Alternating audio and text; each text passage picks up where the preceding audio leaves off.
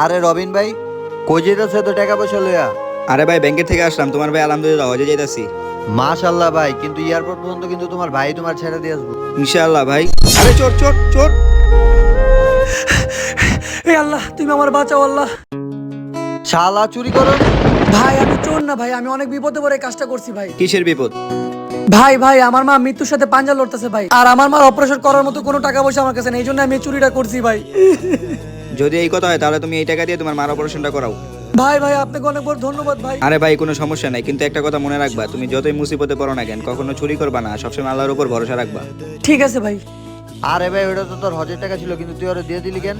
হ্যাঁ ভাই ঠিক আছে, এটা আমার হজের টাকা ছিল, কিন্তু আমাদের নবীজি বলছে কেউ যদি বিপদে পড়ে তুমি অবশ্যই তাকে সাহায্য করো। আর ভাই এমনও হতে পারে আল্লাহ আমার এই আমলটা পছন্দ করে আমাকে হজ পরিমাণ সমান আমল দিতে পারে। আসি তাহলে, আসসালামু আলাইকুম। ওয়ালাইকুম আসসালাম ভাই। ভিডিওটি ভালো লাগলে কমেন্টে মাশাআল্লাহ লিখুন।